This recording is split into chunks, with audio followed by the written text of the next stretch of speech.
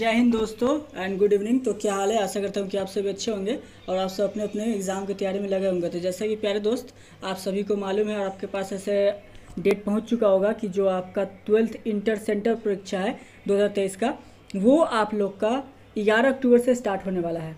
तो उस चीज़ के लिए हम लोग जो है जो सब्जेक्टिव का जो क्वेश्चन से स्टार्ट किए हुए थे उसका जो पार्ट नंबर 10 जो कि आपने पिछली वीडियो में देख रखी है, आज हम लोग जो डिस्कस करेंगे वो होगा पार्ट 11। पार्ट नंबर 10 जो हम लोग का वो ख़त्म हो चुका, पार्ट 11 को देखेंगे जिसमें कि मोस्ट प्रोबेबली 20 क्वेश्चंस या उससे ज़्यादा भी ऐसे सब्जेक्टिव के हम लोग देखने वाले हैं और बहुत ही इंपॉर्टेंट क्वेश्चन होंगे 2023 बोर्ड एग्जाम्स के लिए। तो जिन लोगों को भी अगर उन्होंने तैयारी उनकी नहीं हुई है सेंटअप की तो वो क्वेश्चंस को ऐसे तैयारी कर सकते हैं। सेंटअप के साथ साथ आपका बोर्ड एग्जाम जो डायरेक्ट होगा 2023 का, उसके लिए भी ये क्वेश्चंस इंपॉर्टेंट है। आप पीडीएफ जब लोगे टेलीग्राम से तो आपको मालूम चल जाएगा। तो हम लोग स्टार्ट करते हैं पहले क्वेश्चन से। इससे पहले पार्ट नंबर 10 आपने देख रखा है, पार्ट नंबर 11 अभी हम लोग देखने वाले हैं और बहुत ही इंपॉर्टेंट क्वेश्चन होने वाला है। 10 से 15 मिनट की वीडियो होगी।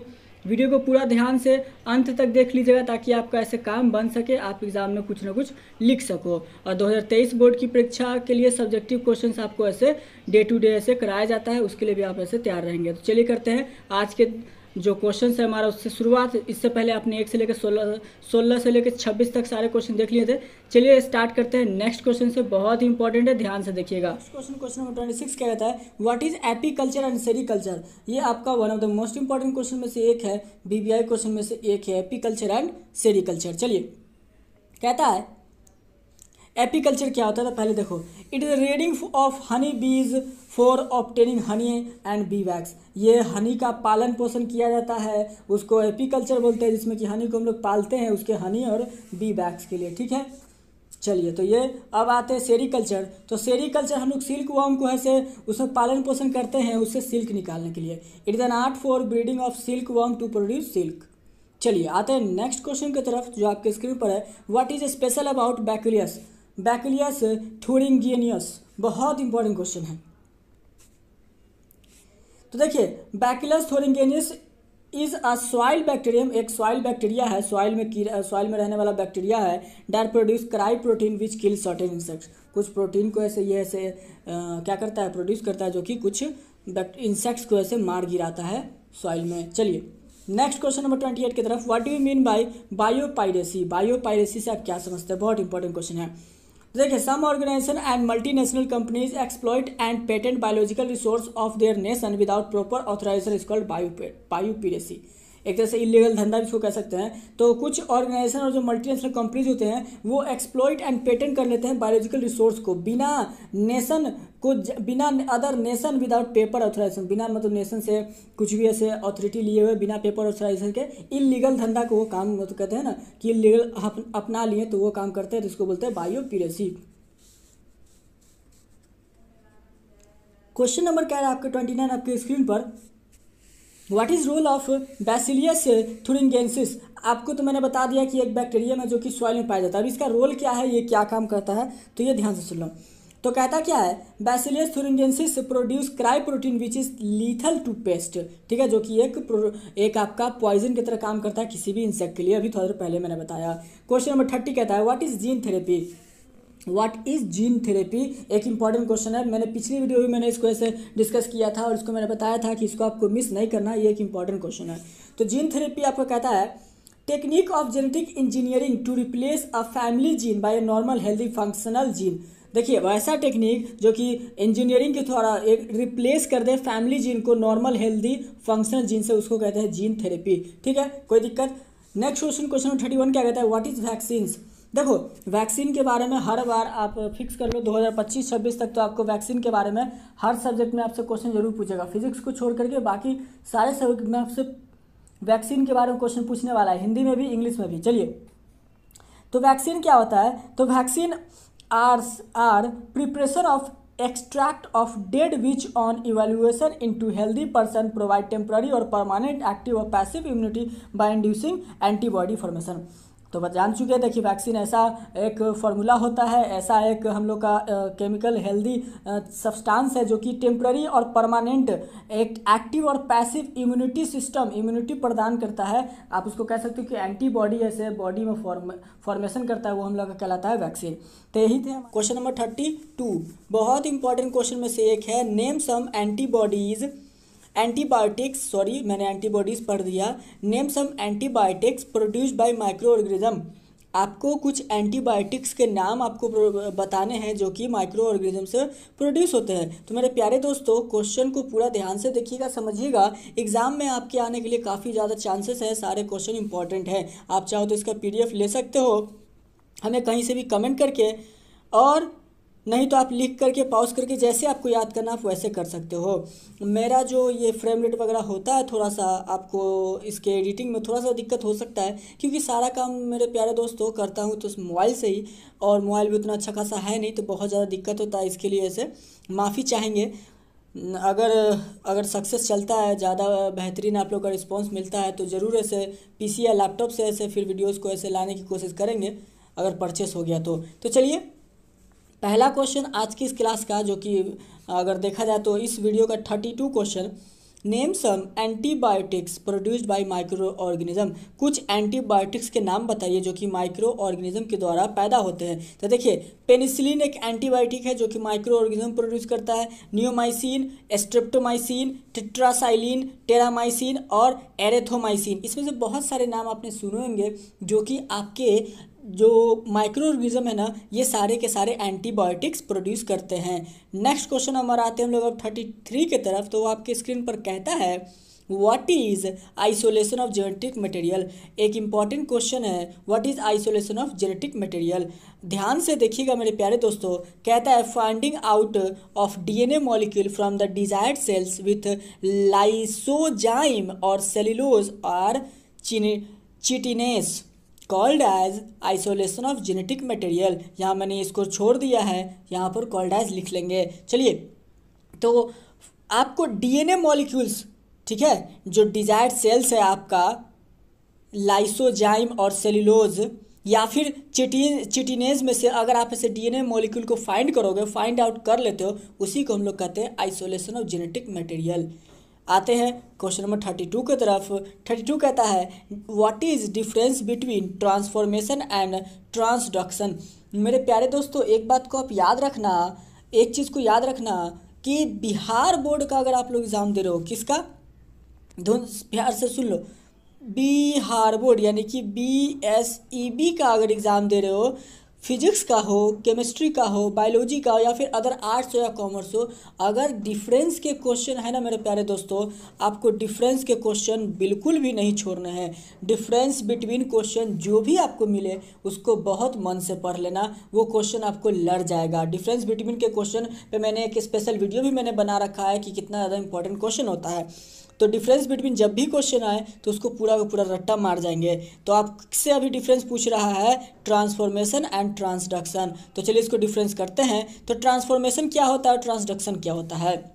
2 नंबर का क्वेश्चन, इसलिए मैंने बस एक पॉइंट में डिस्कस किया है। 5 नंबर का होता तो इसको लंबे तरीके से एक्सप्लेन करते हैं। कहता है, change in genetic constitution of an organism by picking up genes present in the medium. देखिए चेंज कर देना, जो कि जेनेटिक कंस्टिट्यूशन है किसी भी ऑर्गेनिज्म का, उसको चेंज कर देना। चेंज अगर हम लोग करते हैं उसके जीन्स को उसके मीडियम से निकाल करके, तो उसको हम लोग कहते हैं ट्रांसफॉर्मेशन। चेंज का मतलब ही क्या होता है, अगर मान लीजिए बॉडी ट्रांसफॉर्मेशन, तो चेंज, आप मान लीजिए पहले बहुत पतले थे तो बहुत ज़्यादा ऐसे अब हेवियर हो गए हैं, बॉडी बिल्डिंग कर चुके हैं, तो ट्रांसफॉर्मेशन हुआ ना, तो आपका चेंज हुआ बॉडी का। इसी तरीके से मान लीजिए बहुत ज़्यादा बल्की थे, मोटे थे, तो आप ऐसे पतले हो गए तो आपका चेंज हुआ। चलिए अब इसी में फिर ट्रांसडक्शन क्या है, तो ट्रांसडक्शन होता है जेनेटिक में चेंज, ठीक है, जो constitution of an organism through reproduction with virus. आपका ट्रांसडक्शन में चेंज होगा, लेकिन जेनेटिक चेंज होगा जो कि आपका ऑर्गेनिज्म में, और किसके द्वारा, तो वायरस के द्वारा, रिप्रोडक्शन विथ वायरस। जब आप ऐसे वायरस के साथ रिप्रोडक्शन कराएंगे तो उसमें जो उसका जो चेंज आएगा वो आपका ट्रांसडक्शन कहलाता है। मेरे प्यारे दोस्तों आते हैं नेक्स्ट क्वेश्चन की तरफ, 35, जो कि आपके स्क्रीन पर है। What is function of restriction endonuclease and ligase. ये भी बहुत इंपॉर्टेंट क्वेश्चन है। तो रिस्ट्रिक्शन एंड फंक्शन दोनों ध्यान से देखिएगा। कहता है रिस्ट्रिक्शन एंडोन्यूक्लियस क्या होता है, तो ध्यान से, it cleave DNA duplex at any point except end. देखिए ये डीएनए डुप्लेक्स बना सकता है किसी भी पॉइंट पे सिर्फ और सिर्फ इंड को छोड़ के, तो आपका रिस्ट्रिक्शन इंडोन्यूक्लियस कहलाता है। लाइगस होता है bind vector DNA segment with DNA of desired cells. ये बाइंड करता है वेक्टर डीएनए सेगमेंट को किससे, तो डीएनए डिजायर्ड सेल से। आते हैं मेरे प्यारे दोस्तों 36 की तरफ, कहता है give the name of some antibiotics. पिछली वीडियो में भी मैंने इसको बताया है, काफ़ी इंपॉर्टेंट क्वेश्चन है, ठीक है। तो एंटीबायोटिक्स का थोड़ा पहले भी बताया, पेनिसिलिन, नियोमाइसिन, स्ट्रेप्टोमाइसिन, टेट्रासाइक्लिन और टेरामाइसिन, ये सारे के सारे एंटीबायोटिक्स हैं। 37 give the name of 4 antibiotics producing organism. अब देखिए एंटीबायोटिक्स का तो नाम हम लोग जान लिए, अब ऐसे 4 एंटीबायोटिक्स का नाम बताइए जो कि ऑर्गेनिज्म प्रोड्यूस करता है। ऑर्गेनिज्म तो देखिए पेनिसिलियम नोटाटम, ये भी एक ऑर्गेनिज्म प्रोड्यूस करता है। पेनिसिलियम क्राइसोगियम, ठीक है, ये भी एक ऑर्गेनिज्म प्रोड्यूस करता है। उसके बाद स्ट्रेप्टोमाइसिस नोर्सी, उसके बाद स्ट्रेप्टोमाइसिस ग्राइसियस, ये सारे के सारे ऑर्गेनिज्म प्रोड्यूस करते हैं। चलिए मेरे प्यारे दोस्तों आते हैं नेक्स्ट क्वेश्चन की तरफ, जो कि आपके स्क्रीन पर है। कहता है what is difference between hybrid and hybrid. बहुत इंपॉर्टेंट क्वेश्चन में से एक है मेरे प्यारे दोस्तों, वीवीआई क्वेश्चन है, अंडरलाइन करेंगे इसको, याद करेंगे इसको। कहता है what is difference between hybrid and hybrid. आपने अधिकतर हाइब्रिड सुना होगा, हाइब्रिड हाइब्रिड हाइब्रिड आपने सुना होगा, साइब्रिड बहुत कम सुनते हैं, ठीक है। तो साइब्रिड और हाइब्रिड में क्या क्या डिफरेंस आपको वो बताने हैं। तो मेरे प्यारे दोस्तों साइब्रिड वैसा होता है, क्या होता है, तो 1 nucleus of 1 cells persist and cytoplasm of both cell fuse. देखिए एक न्यूक्लियस एक सेल का जो कि साइटोप्लाज्म है से कंटेन करे, दोनों सेल के मिक्सिंग का, फ्यूज होने का, फ्यूजन हा, जो आप जैसे ड्रैगन बॉल जी अगर देखे होंगे तो बू सागा में ये दिखाया गया था, फ्यूजन हा गोकू और पिकलो ने सिखाया था किसे, तो ट्रंक्स एंड गोटेंक्स को, जो कि ऐसे गोटेंक्स बना था और काफ़ी फनी में से था। चलिए हाइब्रिड क्या होता है, तो वही चीज़ का ये फ्यूज़न मैंने बताया, अगर वैसे समझ गए तो अच्छी बात है। कहता है हाइब्रिड, तो देखिए हाइब्रिड क्या होता है ना मेरे प्यारे दोस्तों, nucleus of both cells with cytoplasm fused. Nucleus होता है दोनों सेल्स का जिसमें कि ऐसे साइटोप्लाज्म क्या हो, फ्यूज्ड हो, मिक्स हो। आते हैं 39 की तरफ। What is retrovirus. वायरस के बारे में फर्स्ट क्लास का वीडियो जो मैंने बताया था तब मैंने उसमें ऐसे वायरस पढ़ाया था, समझाया था। आज रेट्रोवायरस पढ़ा रहे हैं, ठीक है। आज का जो है ये वीडियो लास्ट वीडियो होगा, इसमें ऐसे सारे क्वेश्चन जो 47-50 तक है वो सारे क्वेश्चन आपको डिस्कस कर दिए जाएंगे। तो रेट्रोवायरस क्या होता है, तो ये एक आरएनए कंटेनिंग वायरस होता है जो कि रिवर्स ट्रांसक्रिप्शन को शो करता है, दैट इज एचआईवी वायरस, ठीक है। एक आरएनए कंटेनिंग, आरएनए को जो कंटेन करे वैसा वायरस जो कि आरएनए को ऐसे कंटेन करता है और रिवर्स ट्रांसक्रिप्शन को शो करे, उसको कहते हैं हम लोग रेट्रोवायरस, जिसमें कि एचआईवी वायरस आपका रेट्रोवायरस का एग्जाम्पल है। चलिए क्वेश्चन नंबर आते हैं मेरे प्यारे दोस्तों 40 की तरफ। कहता है व्हाट इज डीएनए प्रोब। ये भी एक वीवीआई क्वेश्चन है, वीवीआई क्वेश्चन है आपके बायोलॉजी के, वीवीआई क्वेश्चन है। व्हाट इज डीएनए प्रोब, तो इसका आंसर हो जाएगा it is a single stranded piece of DNA. ये एक single stranded piece of DNA होता है। चलिए क्वेश्चन नंबर 41 की तरफ कहता है what do you mean by the term in vitro and Vivo experiments. In vitro और वीवो एक्सपेरिमेंट से आप क्या समझते हैं, तो देखिए इन विट्रो एक्सपेरिमेंट वैसा एक्सपेरिमेंट जो कि लैब में होता है, इन विट्रो एक्सपेरिमेंट, और वीवो एक्सपेरिमेंट वैसा एक्सपेरिमेंट जो कि नेचुरल कंडीशन में से हम लोग करते हैं, उसको बोलते हैं वीवो एक्सपेरिमेंट। कोई दिक्कत कोई डाउट हो तो यारो कमेंट कर लो, कमेंट में कोशिश करेंगे आप लोग कैसे उसका क्लियर कर दें। चलिए आते हैं क्वेश्चन 42 की तरफ, जो कि कहता है how recombinant DNA is found by the help of genetic engineering. कैसे हम लोग रिकॉम्बिनेंट डीएनए को बना सकते हैं जेनेटिक इंजीनियरिंग की मदद से। तो चलिए it is found by recombinant DNA by technology, technology के द्वारा हम लोग बना सकते हैं। कोई डाउट, यकीन करो गर्मी इतना ज़्यादा है ना कि मेरा फेस और पूरा का पूरा जो मेरा बॉडी है ना पूरा पसीने से भीग चुका है, ठीक है। हेवी माइक तो है नहीं, नॉर्मल सा माइक है बोया का, तो फ़ैन भी ऑन नहीं कर सकते, बहुत ज़्यादा आवाज़ आने वाला है। तो इस गर्मी में जो इतना मेहनत कर रहे हैं तो आप लोग भी मेहनत करना, थोड़ा सा याद कर लेना, बस यही रिक्वेस्ट रहेगा, ताकि आप लोग कम से कम बाद में ये तो बोल सको कि हाँ किसी ने बताया था, किसी भाई ने ऐसे सजेस्ट किया था कि सारे क्वेश्चन इंपॉर्टेंट में से एक है तो उसको थोड़ा पढ़ लिए, ठीक है। और अभी मेरा अगर देखा जाए तो मैंने जो शर्ट पहना है पूरा भीग चुका है और मेरा जो पूरा फेस है ना वो भी पसीने से, और मेरा जो पसीना है पूरे पूरा जिससे मैं अभी रिकॉर्डिंग कर रहा हूँ उस पर पसीना टप टप जिसको बोलते हैं ना चूना, वो ऐसा भी गिर रहा है, ठीक है। तो फेस कैम तो कर नहीं रहे तो आपको पता चल जाता है। खैर चलिए क्वेश्चन में आते हैं, तो आप लोग बस जो मेहनत कर रहे हैं उस मेहनत का आप लोग फल इतना ही देना कि आप लोग इसको याद कर लेना। क्वेश्चन नंबर आते हैं 43 की तरफ। What is DNA primer. DNA primer क्या होता है, डीएनए प्राइमर क्या होता है, तो ध्यान से सुनिए। It is the synthetic small segment of DNA, ये एक छोटा सा पार्ट है डीएनए का जो कि कॉम्प्लीमेंट्री होता है segment of a DNA, specific किसी खास डीएनए का। कोई दिक्कत? चलिए आते हैं क्वेश्चन 44 की तरफ। Give the name of natural polymer which is extracted from seaweed. Sea algae से जो पॉलीमर निकलता है आप उसका नाम बताइए। तो सी एल्गी से एक ही पॉलीमर निकलता है अगर, और इस अगर को रट्टा मार के जाना बहुत इंपॉर्टेंट क्वेश्चन में से एक है, और अगर पे खासा क्वेश्चन बहुत इंपॉर्टेंट क्वेश्चन भी पूछते हैं तो अगर को थोड़ा पढ़ भी लीजिएगा। चलिए नेक्स्ट क्वेश्चन आते हैं क्वेश्चन 45 की तरफ मेरे प्यारे दोस्तों। DNA and proteins are macromolecules which among the two is bigger and how. DNA और जो प्रोटीन है, दो आपका है डीएनए और प्रोटीन, ये तो माइक्रोमोलिक्यूल्स है, तो बताना है कि इसमें से बड़ा कौन है और कैसे है। तो देखिए डीएनए आपका जो है ये बिगर है किससे? प्रोटीन से। डीएनए आपका DNA is bigger than proteins because protein is produce by coding A strand of DNA. ठीक है, क्यों? क्योंकि जो प्रोटीन प्रोड्यूस करता है वो डीएनए ही प्रोड्यूस करता है, वो भी कोडिंग स्ट्रैंड, तो इसीलिए डीएनए बिगर होता है प्रोटीन से। आते हैं मेरे प्यारे दोस्तों 46 की तरफ। पूरा जो पसीने से मेरा मोबाइल पूरा भीग चुका है पसीना जो है ना वो पूरा मोबाइल पर ऐसे गिर रहा है और उसको मैं पोंछ भी नहीं सकता हूँ क्योंकि पूरा डिस्प्ले आपका इधर से उधर हो जाएगा। खैर चलिए, what is symbiosis, name two types of symbiosis, एक इंपॉर्टेंट क्वेश्चन 46। देखिए तो सिम्बायोसिस एक रिलेशन है दो लिविंग इंडिविजुअल्स का डिफरेंट स्पीसीज में जो कि आइदर या तो बेनिफिटेड हो या फिर नहीं हो। पहला म्यूचुअलिज्म जिसमें दोनों बेनिफिटेड हो, दूसरा कॉमेंसलिज्म जिसमें एक बेनिफिटेड हो बट दूसरा बेनिफिटेड लेकिन हार्म नहीं हो।